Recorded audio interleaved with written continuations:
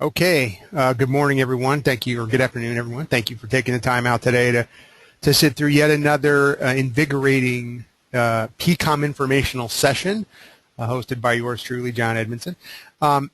The rules of asking questions are pretty much just the same. We don't have a whole lot of interaction on these types of sessions. I did hit record this time, so we are recording. That's good. So if you do have any questions that we didn't get to during the actual session, you can go back and review afterwards. I will provide another link to the YouTube channel where we'll be posting this later on today. And then after we're done and after you've had a chance to let everything sink in, I'm also going to provide a link to a survey that asks a few questions about how you think we did today. And I'm going to ask that you take the time to fill that out. It's just a few quick questions, nothing serious. But we take your input very seriously, and we welcome everyone's opinion, and we definitely try to use that information to make the presentations as interactive and informational as we possibly can.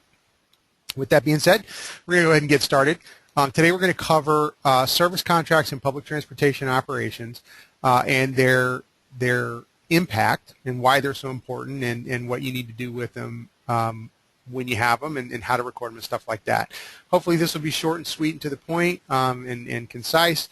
If not, if you do have a question at any point in time during the presentation, there is a questions box or questions bar in your window, in your navigation window for the webinar. Enter your question in there. It'll pop up to me automatically, and I will try my best to get it answered during the session. If not, then I will communicate with you after the session and provide as much information as I can to help answer your question. Okay, so public transportation funding. I just want to provide a very, very quick recap of this type of information so that we're all on the same page. We all remember exactly what it is that these funding programs are here to do and how they interact with one another. Section 5311 funding is transportation program funds for non-urbanized area or rural areas throughout the state. It's provided by the FTA and passed through by IDOT. That just basically means that they appropriate Section 5311 funding directly to IDOT, and then IDOT in turn awards that to various grant recipients. Our grant recipients by state statute are public bodies, mass transit districts, city governments, county governments, et cetera, et cetera. It is a reimbursement program. In the Section 5311 program, you are eligible for reimbursement of up to 50% of your eligible operating expenses and 80% of your eligible administrative expenses and capital expenses. The non-federal share, or the non-reimbursed portion, is to be provided locally. The other companion piece to our public transportation program is the Downstate Operating Assistance Program.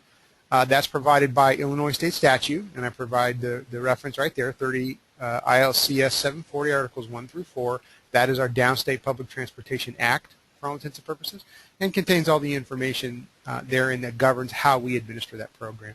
It, too, is a reimbursement program, much like the Section 5311 program. It reimburses 65% of eligible operating expenses up to the total net operating deficit or the contract appropriation amount, whichever is less. And the non-dope share, like the federal program, the non-reimbursed portion of that agreement is to be provided for locally.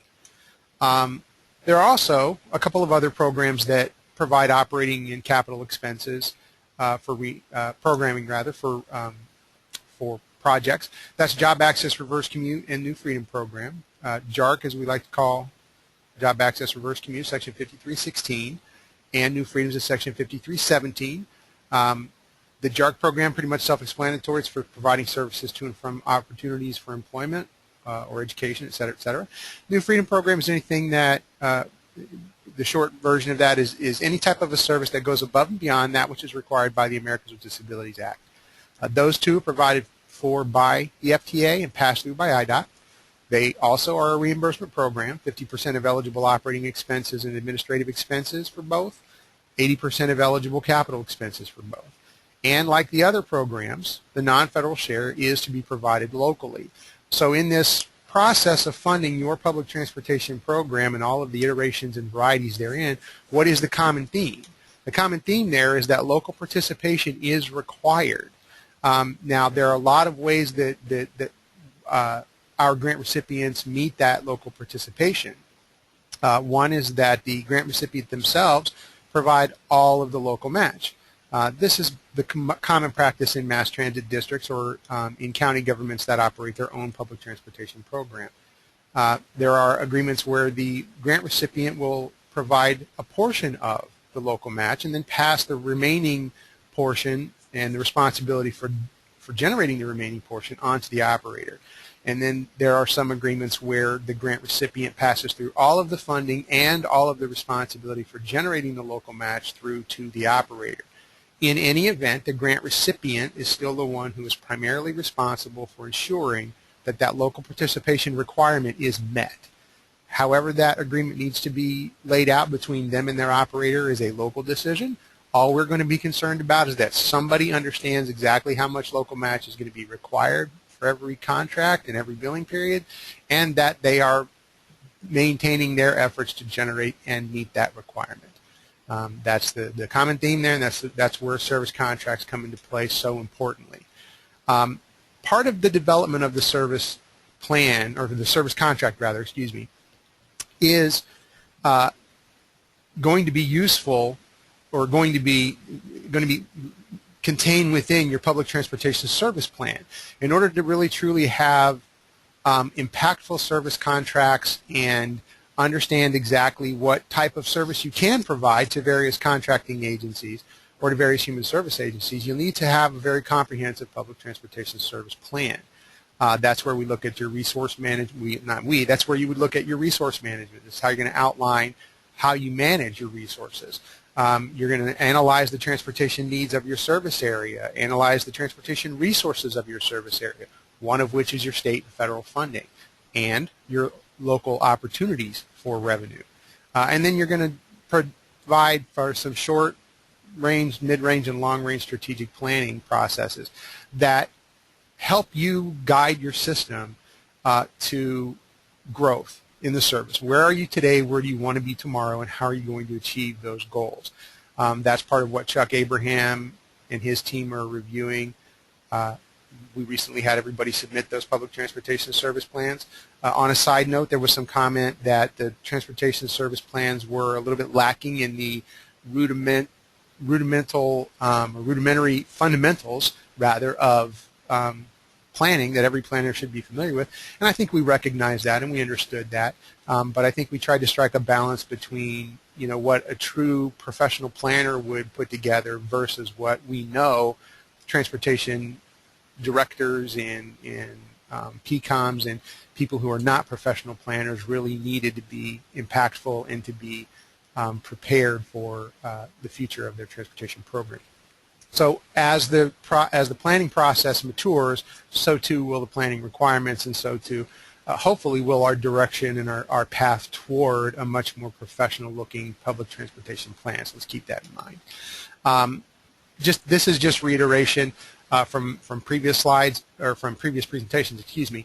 Part of your analysis of transportation needs are looking at your elderly, disabled, and low-income demographic groups, trying to identify common trip generators within your communities, employment opportunities, education opportunities or education resources, non-emergency medical transportation needs, what types of social services are available in your area, and what type of social activities are people engaged in. All of these are not only designed to identify, you know, how people are traveling within your community and where transportation needs may be, but each one of these types of demographic groups or each one of these types of categories has with it various not-for-profit agencies and in some instances private for-profit agencies within your community that are going to cater to each one of these types of individuals or individuals that are engaged in these types of activities. So you, by the process of developing a needs analysis for your area, you're generating potential revenue resources in the form of agencies that you can discuss service contracts with. So it's always important to keep in mind. That's why we asked in your public transportation service plan that you identify by name and address and phone number a lot of the agencies that fall into some of these different types of categories. Very helpful information. Analysis of your transportation resources is equally helpful. You'll need to know by virtue of performing the planning process and analyzing the information, are you currently engaged in redundant or duplicative services? Is another agency within your area providing the same type of service or same level of service that you're providing? Are there gaps in your current service? What are the current coordination activities? HSTP coordinators have a pretty extensive and detailed transportation plan and inventory of resources and plethora of information about transportation activities throughout the entire region, not just the county that your particular program might be located in. So they're definitely going to be an invaluable resource when you're gathering up information on who you might want to talk to about potential service contracts. But you also look at a whole bunch of different other activities such as maintenance or training or ride-sharing opportunities. Service contract revenues typically deals with the provision of transportation services, but revenue does not have to be generated solely through the provision of rubber-to-road style ridership services. There are a lot of opportunities to build revenue in other areas. Our regional maintenance centers are a wonderful example of that, where they have the maintenance capabilities to perform maintenance for a variety of different transportation vehicles, not just their own in particular fleet. And that's how they generate revenue as well. It's just one example. And then, of course, an inventory of resources. What type of rolling stock is in your area, training aids, insurance consortiums, areas for you to not only save a little bit of money, but also understand what types of services other agencies are providing and look for opportunities to perhaps partner with those agencies or in some instances provide that service on their behalf. So again, this is important information for your public transportation service plan, but also a very good solid foundation for developing your approach to building service contracts.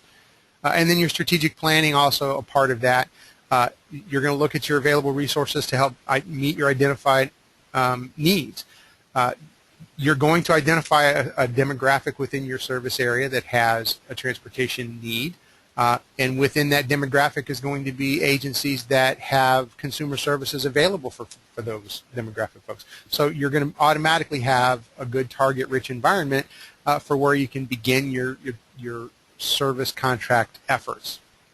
Service contract efforts don't always have to look the same or talk the same or walk the same. They come in a variety of different vehicles to get to the point where you are providing transportation services. We're going to cover some of these in a little bit greater detail. HSTP coordinators might remember this particular presentation. We talked about this several years ago. We're going to talk about memorandums of understanding, memorandums of agreement, what service agreements are, various intergovernmental agreements, the actual service contracts themselves, as everybody knows and loves, and then what the specifics, responsibilities, and liabilities are for each one of these different types of agreements. Again, unless there are other questions, we're just going to continue to dive right in and move forward. So feel free to interrupt me if you need to. Okay, so service contract engagement. How do we define who we provide services to, who we want to provide services to, who should we target with talking about services? The first is to understand exactly what types of services are taking place in your area. Now, I put public transportation on there. I considered taking it off, but I left it on there because public transportation service is not a lone. It's not a lone nut program for all intents and purposes. It is a collaborative and cooperative environment. There are several of our grantees who provide their public transit service through multiple operators. More than one agency within their service area is participating in rubber-to-road services. So it is possible for one public transportation operator to be a contractor to another public transportation operator. That's definitely something that it's worth considering if you're in an area that has that type of a dynamic amongst your service operators. Paratransit services. Traditional fixed route service that you would usually see in those large urban or small urban areas have a complementary paratransit requirement that they have to provide in order to meet the needs of individuals with disabilities. Rural public transportation providers, there are several of them in the state who are contracted by these large urban areas to provide the complementary paratransit component to their fixed route service.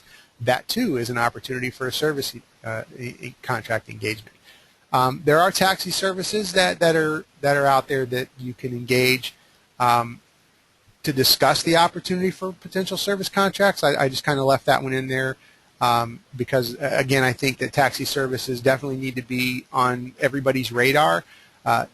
Historically, taxi services operators have been a little bit reluctant to participate in the public program, and that's okay. They don't have to. They're not required to. But it's always a good idea just to understand what the landscape of all of your transportation services are, including those who might not necessarily be receptive to coordination and partnerships. Client-specific services, Title 20, Title 3B, just as examples, are some of the most common. These are human service. These are senior centers and workshops for developmentally disabled individuals, and just a whole plethora of agencies that I'm sure we're all familiar with to one form or another, mental health agencies and things like that. They probably are the largest target-rich environment for service contract opportunities because each one of those types of agencies not only has consumers who are identified as transportation disadvantaged, but a lot of them actually operate a specialized transportation program at their agency to begin with. So that's a really good opportunity to open discussions and talk about how public transit can help. Medicaid is another good opportunity for transportation providers to earn a little extra revenue. May or may not be a lot. I can't really say. It kind of runs the gamut as far as how fruitful it is or can be. It's also rife with headaches, unfortunately, and a lot of qualification criteria that some folks may not be interested in, but I recommend definitely exploring that opportunity as well. There are also Head Start programs and TANF programs in just about every community that we've identified as having a legitimate transportation need to one degree or another. So those organizations that are engaged in those types of programs are definitely going to be on your list of agencies to talk to. In order to really be effective with your service contract engagement, you need to have a comprehensive understanding of service operations and expectations. That's not just understanding what your level of service is or what level of service you're able to provide to a potential service contract. It also is to understand what level of service they currently have in operation at that target agency and what the expectation is on their end of the service that you will be providing for them. That is going to be critical, quite frankly. We want to make sure that every service contract is designed, and when I say we, I just use the term kind of colloquially. I don't mean we dip it because we don't review these types of things on a pre-execution basis. But you as PCOMs and for those of you operators who are on the call, you as operators definitely want to make sure that your service contracts are crafted in such a way as to very specifically outlay what the level of service is supposed to be. What is that expectation? What level of service are you expected to be provided, and how is that agency you're providing it for going to pay you for that service, if I could just be blunt for a moment. And again, this is kind of a reiteration slide, rather. It comes in many different forms: memorandums of understanding and agreement, service agreements, contracts, grant agreements, intergovernmental agreements. Each one of those is going to look different, and each one of those is going to be used to one degree or another depending on the agency that you're working with and the end result that both agencies are striving for. Again, understand that, to get a really good comprehensive understanding of the service hours and expectation, you need to understand not just your days and hours of operation, but what are the days and hours of operation of the agency you're going to be providing service for. Doesn't do a whole lot of good for a public transit operator who runs Monday through Friday 8 a.m. to 4 p.m. to approach an agency about providing service when that agency opens at 4 a.m. or closes at 9 p.m. You want to make sure that you're approaching agencies that you are able to provide a service for in the first place. So you want to do a little bit of research and background into that type of an agency. What are the restrictions of your service area?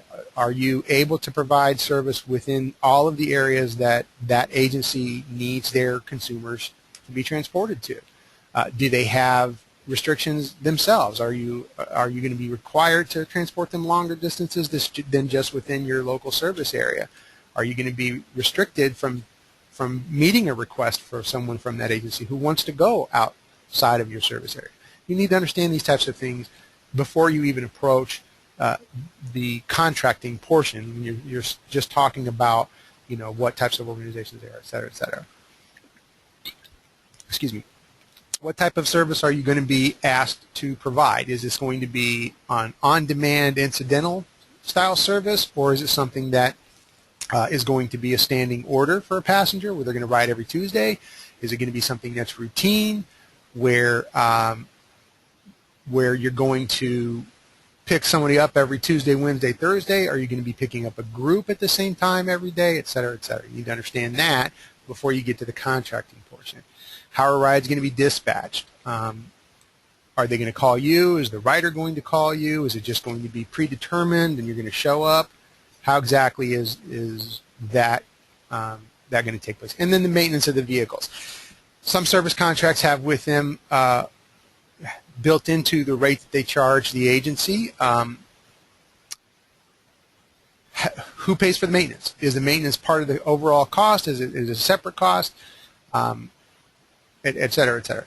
And then some of the other things that aren't listed on this slide that we're definitely going to talk about in a little bit greater detail is the difference between an exclusive purchase of service contract and an inclusive purchase of service contract. Now, those are terms that we use. They're not official terms that you're going to find anything anywhere. But it's important to understand when we talk about the expectation. Is that agency that you're discussing providing service for expecting you to provide service during this time period for only their consumers? Will they allow other general public riders on board the vehicle during the times of service? Some agencies don't. The nature of their consumers or the treatment of their consumers therein may or may not dictate whether or not you can provide that service and still have it be open to the general public. Those may be barriers, they may be obstacles, they may be something that keeps you from being able to provide that service. You'll also want to talk about, when we talk about how much you're going to charge agencies for providing the service, you also want to understand who's going to actually make the payment. Is the provider going to bill the agency they're providing service for? Is the rider going to pay their own fee? How exactly is that going to happen? So you want to definitely understand that as well. On the most basic level, and we use these interchangeably with not just generating service contract revenue, but with laying a foundation for coordination as well. And I'm going to go over these because I believe it's important to understand that approaching the creation of an engagement in service contracts is not a prescribed methodology, first and foremost. It is not something that anybody can give you a step-by-step approach to. At the very basic foundational level for building service contract revenue is the requirement that public transportation operators be engaged in the community. You have to have an understanding of what your community is. You have to have a public image in the community, and people within the community need to know that you are a public transportation provider. That just kind of sets the foundation of trust that all of these discussions and written agreements and all of that stuff are going to be based on. Without that, you're not really going to be successful at providing service in the first place. But beyond that, you're not going to be really successful in generating any kinds of service contracts or any kind of revenue outside of the fare box revenue and things that everybody kind of collects. So that's the most important thing. Get out in the community, get engaged. At the basic level, when we talk about coordination of services, when we talk about cooperative agreements and collaborating on how to expand services, the first thing we would use is a memorandum of understanding. This is not a legal agreement, but it is a lot more formal than just a gentleman's handshake type of an agreement. It expresses a convergence of wills and communicates basically a common line of action for each party involved.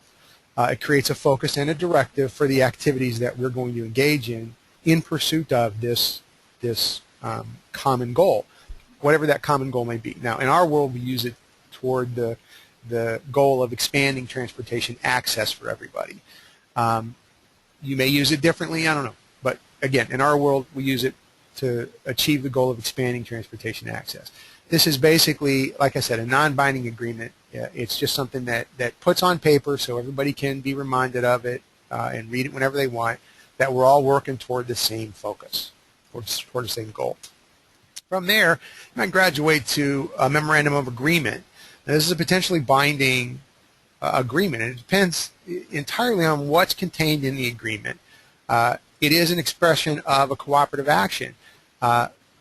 Like the other one, it's expressing what those action items are toward the agreed upon objective, and it specifies what each party's responsibility is therein. In some memorandum of agreements or in some MOAs, there is an exchange of funding or a fee for service or a shared monetary resource of sorts.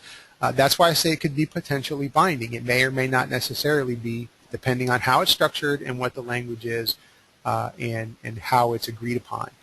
So definitely pay attention to that if you're going to use an MOA of any kind. How is it structured? What are the expectations? And is there anything specific to money or assets or anything like that? But again, it lays out the specific responsibilities. Where a memorandum of agreement where an MOU basically says we both agree that the end goal of greater access to public transportation is important, and we are going to work within our own little bubbles to achieve a greater access to public transportation. A memorandum of agreement reiterates that common goal, but then specifically lays out the actual action items that each party in the agreement is going to undertake. It can be 2 parties in that agreement or 22 parties. It doesn't really matter. It just, again, specifies exactly what the action items and responsibilities are. From there, you go to a service agreement. This is similar to a memorandum of agreement. It's specifically, usually, for the provision of transportation services. This is a little bit less formal than an actual purchase of service contract, but definitely more formal than an MOA. Specific to provision of transportation services, it delineates the roles and responsibility of each party within that agreement. Usually it occurs between 2 parties. And in a lot of cases, it occurs when 5311 funding is not available for reimbursement. We have 2 human service agencies who are providing service. This is the most common use in our world. 2 human service agencies who are providing services respectively to their individual agencies, and they want to combine their resources and provide a greater degree of service and a greater access of service to both consumers. They would use something like a service agreement to do that. Payment terms may be delineated, but in a lot of cases it's more outlining what the resource allocation between the 2 agencies is going to be.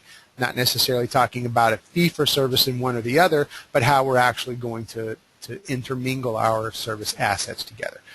Not really common here in Illinois, but it is. We have seen some here and there.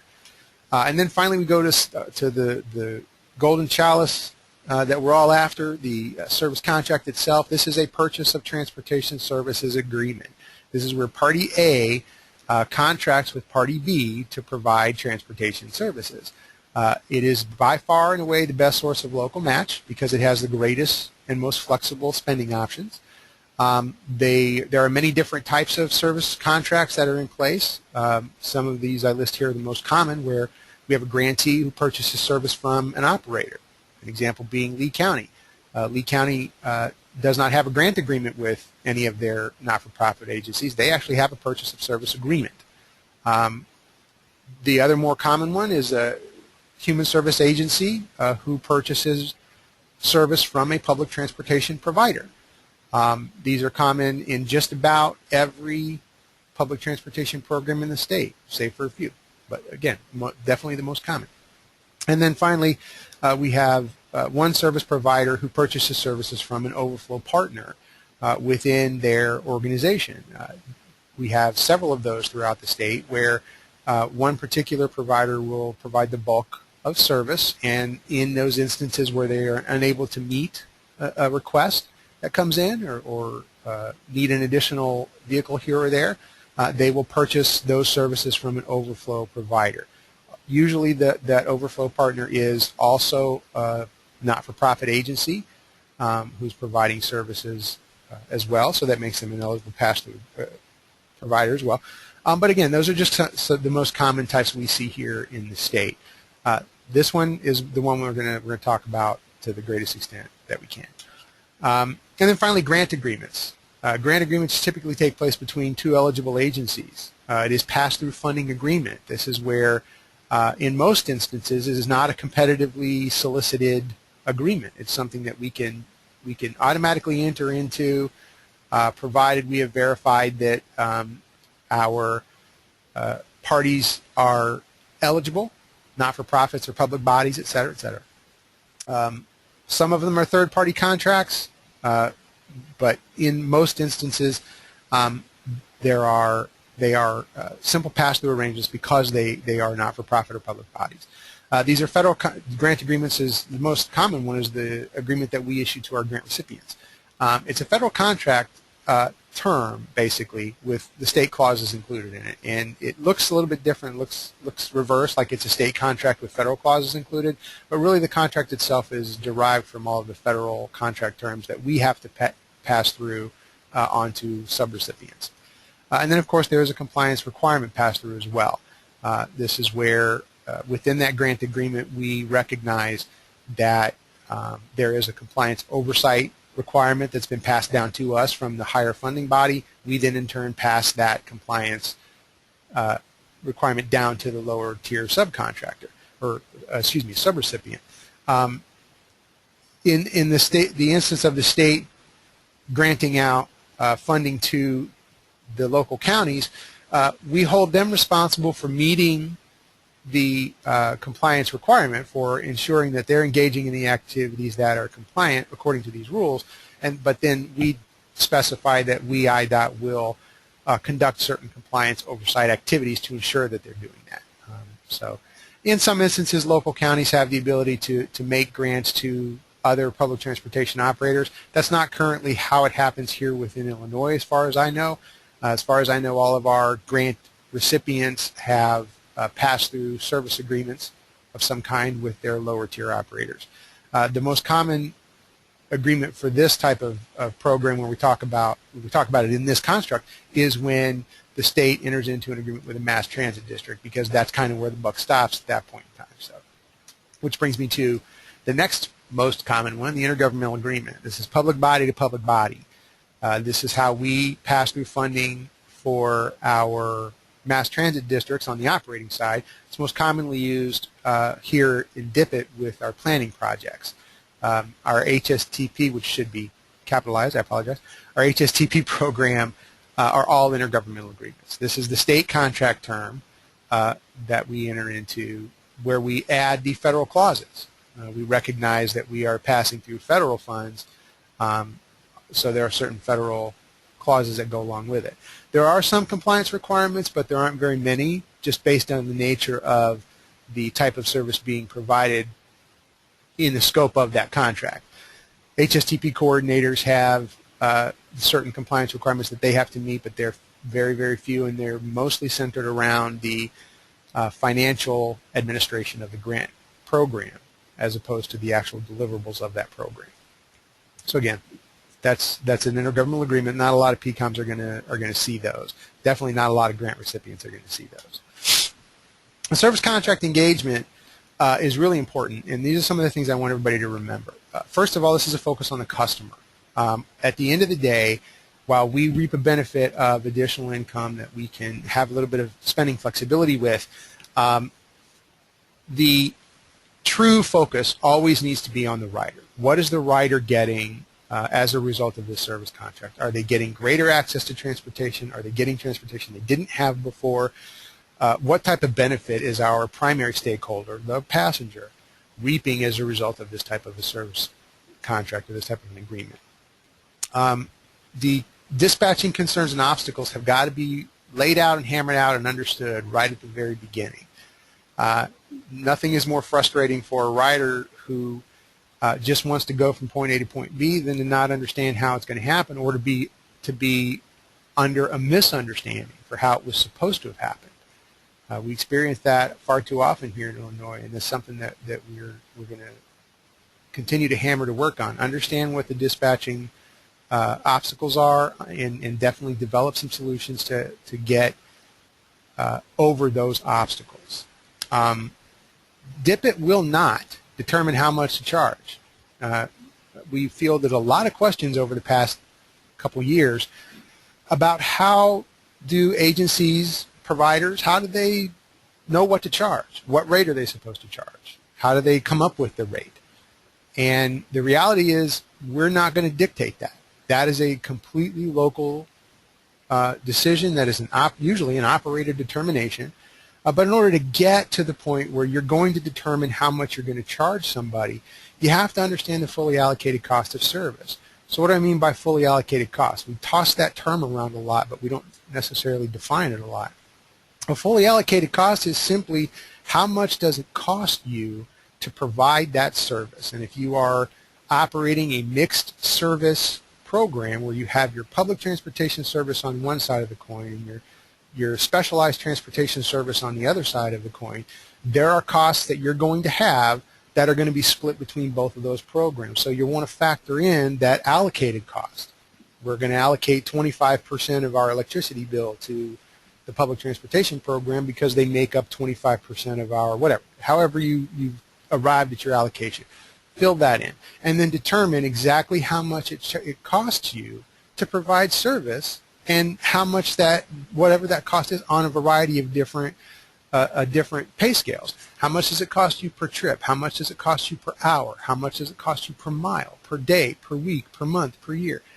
Break it down and get it down into as many different variables as you possibly can, because when you get to the point of negotiating for services with a human service agency or one of your partners out there, they're going to want to know, how much is this going to charge us?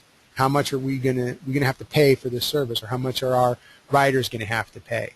And there are different cost triggers for everyone. Some agencies are going to respond better to a flat rate where they're just going to pay you a specific amount of money every year, and you just have to make sure that your service is available. I think we have a situation like that down in Kankakee and McLean counties, where there are several agencies in that area who they pay a flat rate every year to make sure that there's a bus at their facility once a day or twice a day. And that's a wonderful agreement, but in order to arrive at what that flat rate was per year, the operator needed to know how much it costs them every year to operate the service. We have other service contracts who agencies only respond to per ride because they don't know how much they're going to need service, and they don't need it necessarily at a specific time of the day. But they don't want their riders to be charged. They want to pay for it, so they need to know how much it's going to cost for every ride.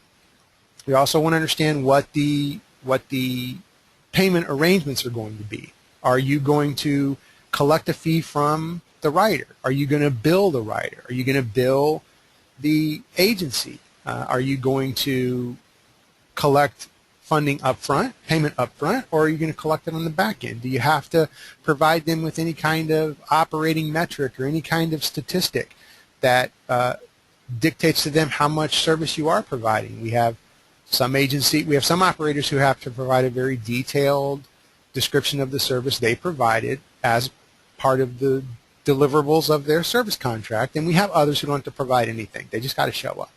So it runs the gamut. I don't want to seem as if I'm not necessarily providing good, concise information, but it really does runs the gamut, and it's something that we here at DIPIT and John Edmondson, cannot dictate for you. This all has to be worked out during your discussions with whatever agency it is that you're pursuing the contract for. And we go back to that all starts with engaging your community in the first place and beginning to build that trust and beginning to build those relationships long before you ever approach them for a service contract. And then finally, I think the biggest thing to keep in mind in all of this is that service contracts are not cookie cutter. They are not one size fits all. Each one is going to have, you can be in an operation, a project that has 50 service contracts, and you can have 50 different variants of a service contract. And how you provide service, when you provide it, who you're providing it to, how much you're charging for it, when you get paid, the list is virtually endless. So it does require some outside-the-box thinking. You have to be strategic, yes, but you also have to be flexible and creative when when developing these types of service contracts. And I think that everybody has probably seen at one point. This is just a fun little exercise. Everybody's probably seen this exercise at one point in time or another. You got 9 dots on a piece of paper, and your job is to draw 4 and only 4 lines that connect all 9 dots without lifting your pen or pencil from the piece of paper. Now, I think everybody's probably seen it, but just to show you how this outside-the-box thinking thing is supposed to work, we're going to go through it together. All right? So just bear with me. Grin and bear it. So the very first line is right there. Okay? You're going to connect those 3 dots. Now, you got 5 dots left, or sorry, you got 6 dots left. You only got 3 lines left. So how are you going to make those 3 lines intersect each one of those dots? So what would the next line be? See, now we got to go outside the box a little bit in order to meet our objective. This is all about service contracts. What is the agency that you're discussing want? Do they want exclusive service? They want to make sure that you have a 26-passenger vehicle on their doorstep 4 times a day to transport 2 people. All right. Well, we can't quite accommodate that, but maybe we can provide you with a 12-passenger vehicle twice a day. Is there any flexibility in where folks need to go or what time they need to be there on a regular basis? What are the passengers expecting? When are they expecting to be where they have to be, et cetera, et cetera.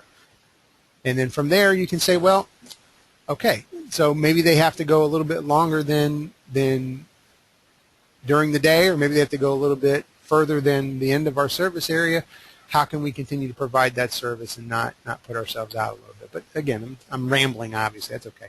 But this is, again, just an idea, give you an idea for this little exercise. It's just a thinking exercise. Get outside the box, as we like to say, think outside the bus. Get out there, engage the community, and talk about providing some creative solutions to transportation needs. This is, again, critically important that we maintain open lines of communications. We're clear, expressing all of our expectations, et cetera, et cetera. So now you've done all that work. You've taken all of my incoherent rambling and massaged it and went out there and talked to people, and boom, you got yourself a service contract. That is fantastic. Now what are you supposed to do with this service contract? Well, what are you supposed to report? You're supposed to report all of the revenue, any revenue that your public transportation project generates. Now, this is directed right at the PCOMs first. We're going to drill down a little bit further as we go along, but this is right at the PCOMs. All of the revenue that your public transportation program generates is to be reported, every penny. Doesn't matter if you deposit it in the public transit account, if you keep it for yourself, if you let the operator who collected it keep it to help them pay for some upcoming expenses. It doesn't matter where the money resides. It all has to be reported. So we're going to make sure that that happens. What types of revenue are there? There's fare box revenue, special transit fares, contributed cash, local grants, state grants, other resources. All of the 400 series, 500 series revenue, or the 400 series line items on the revenue tab of your 5311 RFP contain all of the varieties of revenue that your public transit agency can collect. Along with that, and something I should have distributed with this, but I'll distribute it afterwards, is a list of the uniform chart of accounts, for lack of a better term, I don't remember the specific name for it, that identifies each one of those line items on the revenue page. It gives a description of what that line item is, and it gives you a couple of examples of what type of revenue would go into that category. I'll distribute that. I think you guys have gotten it before as part of the 5311 application, if I remember correctly, but I'll distribute it again at the end of this call to make sure everybody still has it. Refer to that. Anytime your project makes money, refer to that chart, identify what type of money it is, and then make sure you're recording it in the appropriate place. A lot of revenue can be used as either project income or local match. Some of them can only be used as project income. And so you'll want to understand by use of that tool what project income is and what local revenue is, or local match is. The quickest and dirtiest way that I can say to treat the two, or to identify which of the two categories it falls into, is, do you have a contract for the revenue that you collected? If you have a written contract that states we are going to get paid X number of dollars for providing Y type of service, then that's going to be considered local match. If you don't have a contract that says that, or if you have a grant agreement, in some instances there are grant agreements out there. If you have a grant agreement for that service, or if you have just a verbal agreement for that service and no actual written contract, then you're going to want to treat that as local revenue, or project income. Sorry, project income. There are 6 recording forms. We here at DIPIT love our redundancy. There are 6 recording forms where you're going to report your revenue. Now, I know it may look onerous and it may look redundant and repetitive, but it's not. Each form serves a different purpose. It's important to understand which form you're filling out, why you're filling it out, and how that form feeds a different form. Each one of these forms feeds up into the next one. I'll show you how that works. Well, I'll show you. I'll tell you. The first is the Section 5311 RFP Revenue tab. Everybody should be familiar with it. It's all of those 400 class accounts that we just talked about. Everybody has one in their 5311 RFP that we send out at the beginning of the year. Same thing with Jark and New Freedom. Everybody has one. It's 2 primary columns, local match, project income. Identifying how that feeds in is critical at the very beginning. The companion piece to that is the 5311 RFP Quarterly Revenue Service Contracts tab.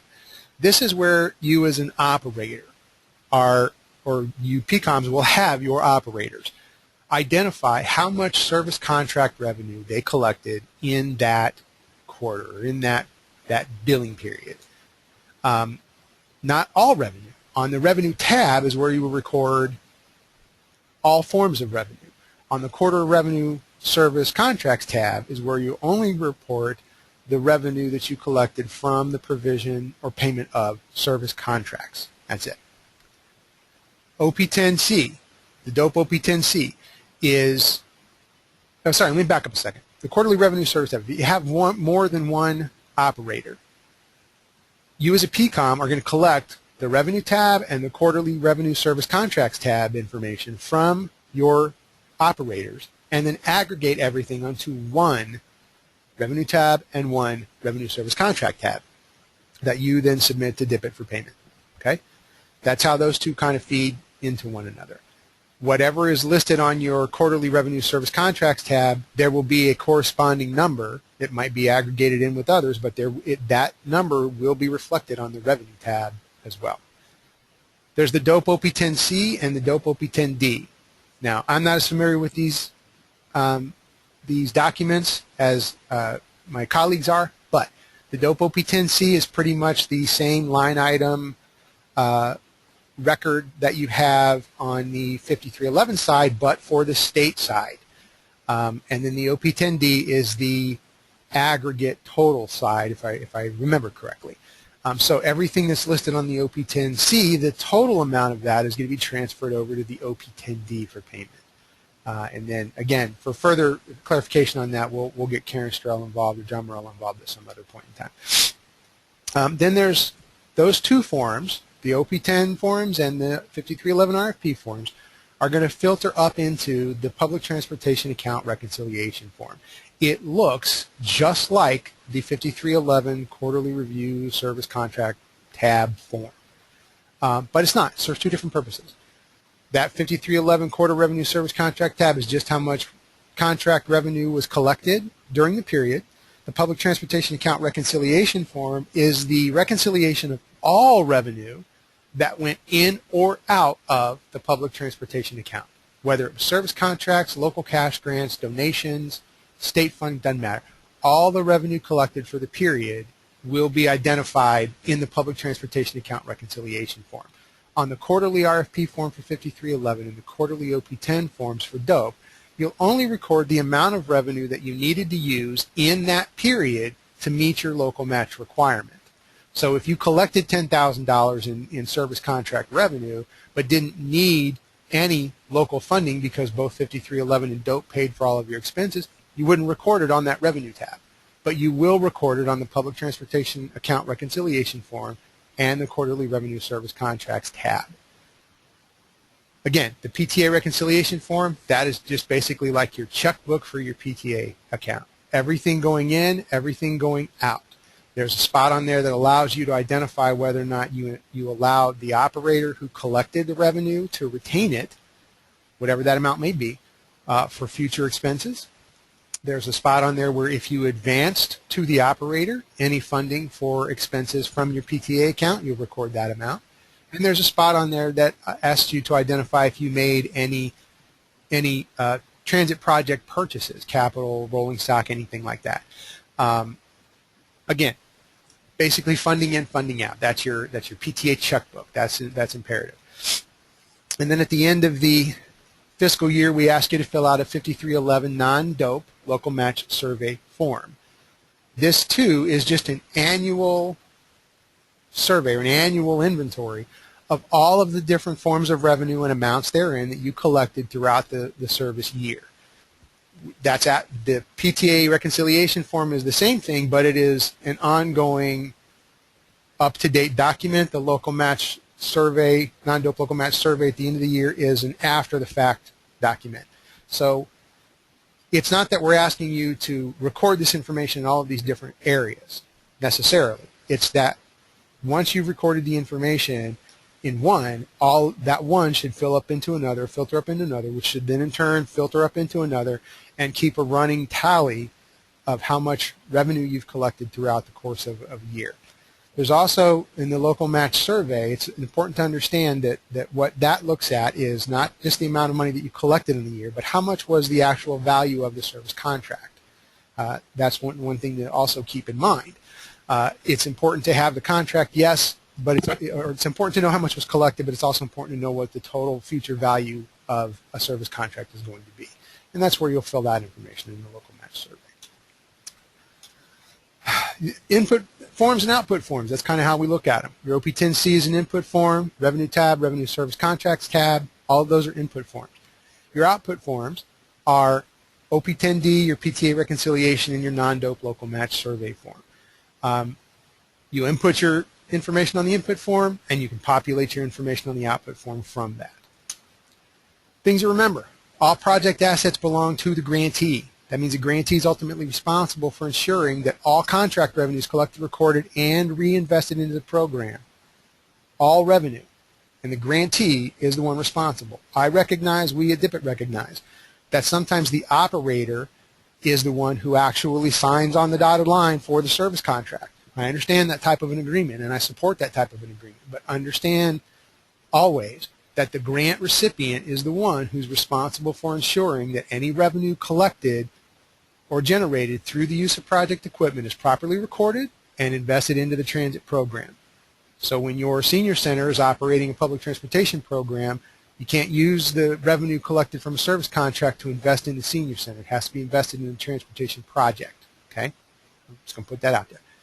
The revenue must be reported and used for the program. We're going to check this meticulously moving forward. We've had, unfortunately, several projects over the years just kind of lose track of where the revenue went. So we want to avoid that from happening. We want to make sure that everybody is reaping the full breadth of benefit for service contract revenue. So we're going to ask that everybody report it and use it the way it's supposed to be. And we're not going to ask that. We're going to require it, to be perfectly honest. All right. Now, I know I kind of flew through that. I didn't want to keep anybody too terribly long. We've got about 5 minutes left here. I'm going to go backwards to forwards on this one. The first is, don't forget, there's a survey form on SurveyMonkey. It's 5 or 6 little quick questions asking you how we did with the presentation. Was it helpful? Was it not helpful? What can we change about future presentations? What didn't you like, et cetera, et cetera. Please don't say Edmondson's nasally voice drives me up a wall. I'm shrill enough as it is. I don't want to get any shriller. Also, we did record this one. We're going to post this on the YouTube channel. That's the website address for the YouTube channel. Feel free at your discretion to go back and review this presentation afterwards and then pass along that channel and presentation to anybody that you think is going to benefit from it. Have your operators look at it. Use it to your discretion in any way you feel. Next PCOM session right now is tentatively scheduled for Thursday, March 12th, also at 1:30 p.m. I promised at one point in time a long time ago we'd do these monthly. I'm going to try my best to get back to that monthly schedule. I'm going to try and keep it around that 10th, 11th, 12th time frame so that everybody can kind of plan accordingly. Again, I welcome the input. I'm always looking to improve. So let's definitely fill that out, please. A question came in that that there is a place on the PCOM report to track service contracts, and can I cover the differences between that and the PCOM PTA reconciliation? And I think what the person asking the question was trying to say is that in the quarterly RFP, or excuse me, on the quarterly PCOM report, this is separate from the RFP, this is separate from anything else. There is a spot to track service contract revenue. And I admit, I just forgot to put that one in my list of places where this information is required. It's important for PCOMs to understand the difference in the quarterly RFP forms and the quarterly OP10 forms. We're anticipating that those forms are going to be used in part in multiple operating systems that filter up into the larger single request that comes in to dip it for payment. So PCOMs will use those other forms to gather information, and then they will report back to us on the OP10, C&D, and the RFP, the revenue page, and all of that stuff. And in their quarterly PCOM report, they'll report back to us how much service contract revenue was generated during the reporting period. It's important to understand that the two need to match, first of all. That I don't want to see. We don't want to see a PCOM report that says we collected $10,000 in revenue, and then quarterly RFP reports that say we collected $8,000 in revenue. We want to make sure that the two match. But we use those to determine what the level of engagement of PCOMs are or is in the transportation program, in the community, and in the service contract process. But also, we are primarily making sure that the PCOMs are fully aware, the grantees by proxy are fully aware of all of the revenue that's generated in the service area with the service equipment, with the project assets. So we're going to check and make sure that the two match. If they don't match, that's a pretty big red flag for us, and that could result, if that continues, it could result in a delay in payments. So make sure that when you're filling out your quarterly PCOM report that it is accurate and that it matches the financial information you provided to us. Are there any other questions at this time? Okay, I don't see any other questions have popped up, so I want to thank everybody for their time. Remember to go fill out a survey for me. Everybody has my contact information. Everybody has a list of your DIPIT project manager, as well as the management staff here, myself, Karen Strell, and John Morella. Please feel free to contact us if you have any specific questions or if you need any additional information. Thank you again, everybody, for your time. I appreciate it, and I will see everyone next